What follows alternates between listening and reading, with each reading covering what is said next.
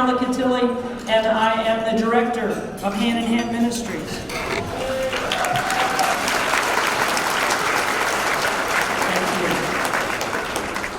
And I recognize the sacrifice that each of you made to get here today. I mean, it was raining, it was dark, it's early, and here you all are. Thank you, thank you, thank you. It's a pleasure to have you here, and I'm thankful that you are here. So here's what's in store for you this morning. In 1 hour, we want you to fall in love with this truly unique organization with local roots and a global reach. But first, you need an introduction. A quick overview. This video will help.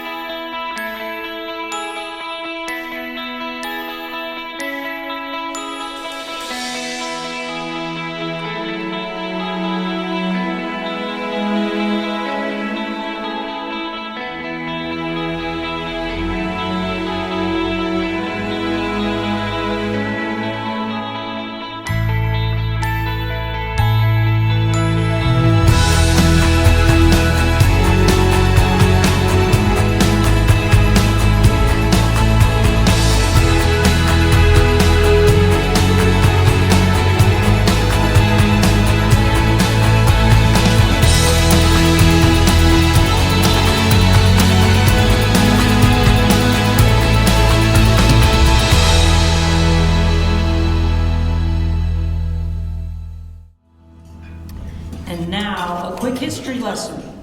Over 20 years ago, Wayne Fowler, a teacher and a writer, took a team of volunteers to Jamaica to assist children living in extreme poverty. They built a structure, provided medical care, and brought hope to a community. The volunteers experienced something that changed them, too. They discovered the infectious power of compassion. It lit a fire in those volunteers. They shared that fire with family, friends, churches, and schools. Father Joe and Wayne took that fire and created Hand in Hand Ministries. 20 years later, that fire is burning brighter than ever. This year alone, we will host 1,724 immersion trip volunteers. They will build wheelchair ramps and repair homes. They will build our 400th house in Belize. And they will interact with people who don't look like them, talk like them, or have the same amount of stuff as them. And if everything goes according to plan, compassion, understanding, and a sense of community will grow. Just like it did a few weeks ago when 20 young men from Trinity and St. X joined us for a weekend at our retreat center in Portland. They did some home repairs for Livette in the Chickasaw neighborhood and installed her donated wheelchair ramp to Miss Edith in the Parkland neighborhood. They also walked the Big Four Bridge, visited the McAlpin Locks, and expanded their sports rivalry on the front porch of our building with nightly chess matches. It was absolutely, and I don't know who won, it was absolutely everything we envisioned when we launched our Urban Immersion program. When we moved our headquarters to the Portland neighborhood in 2017, we put a stake in the ground and said, we're here with you. We want to be a part of this community, and we will bring people here to repair what is broken and celebrate all that is good in the west end of our city.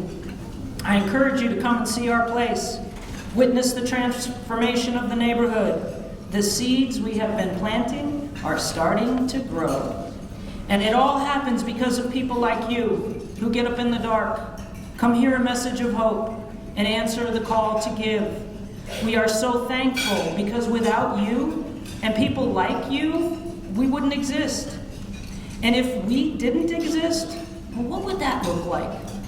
To answer that question, all I need to do is look at the faces that watch me work every day.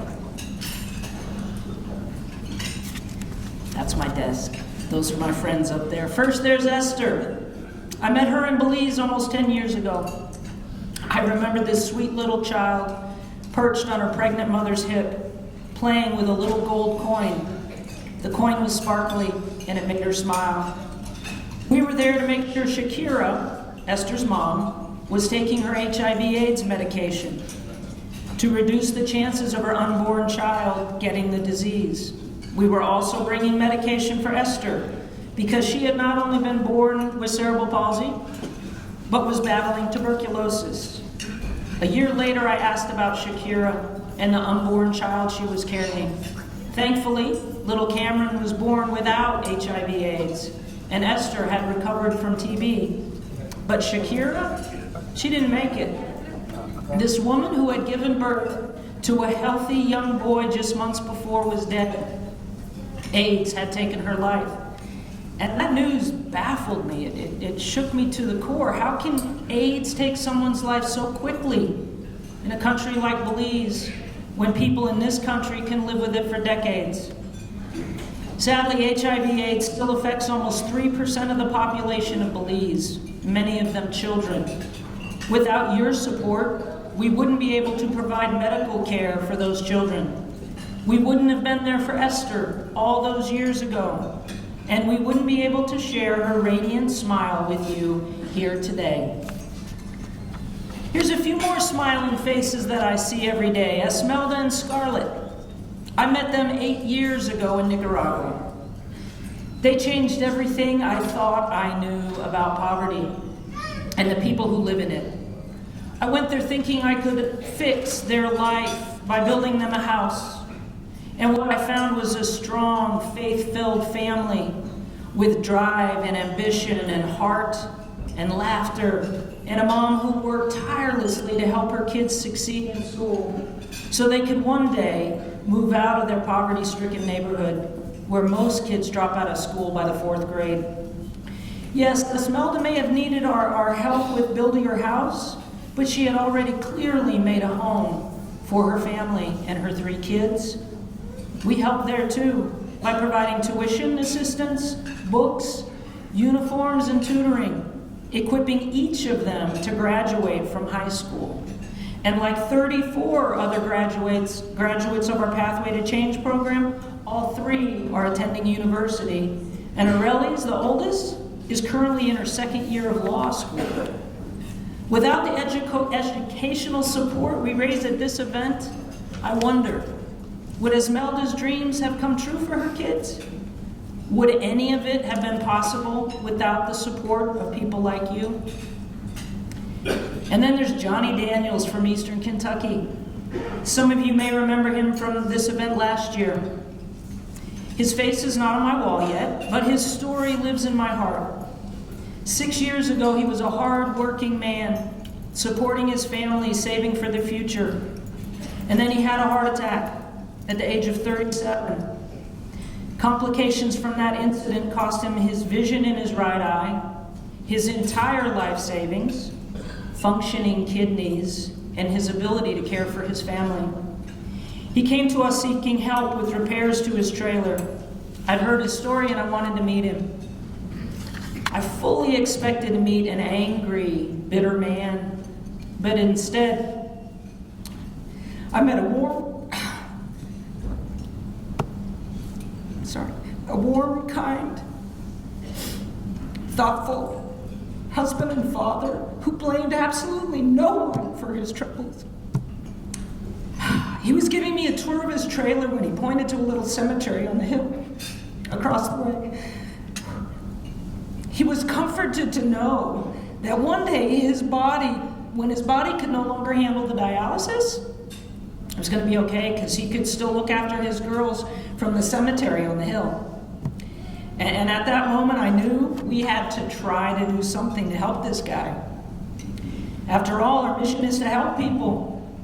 And we could help him through our connections, something he didn't have living at the end of a holler in Eastern Kentucky.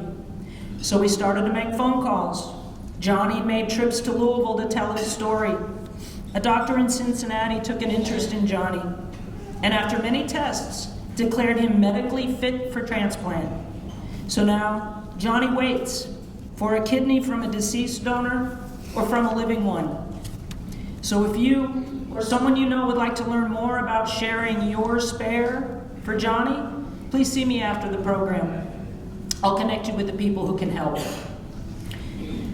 Now, when I took this job over 10 years ago, I didn't expect to let all these amazing people into my soul. But they have moved in, and my life will never be the same. I am so thankful. Now, perhaps I'm asking too much for you to fall in love with us in this one short hour, but I do hope we can convince you that we're a worthy investment. We're a homegrown Louisville product that receives no local, state, or federal funding. We are not part of a larger organization. We rely on people, over 2,000 of them every year, to support our mission. And please know this, if you do invest in our mission, we will honor your gift by committing at least 85% of your donation to program support, something we've been doing for 20 years. In celebration of those 20 years, and in memory of Wayne Fowler, our founder, I'd like to close with his favorite quote by Margaret Mead. Never doubt that a small group of thoughtful, committed citizens can change the world. Indeed, it's the only thing that ever has.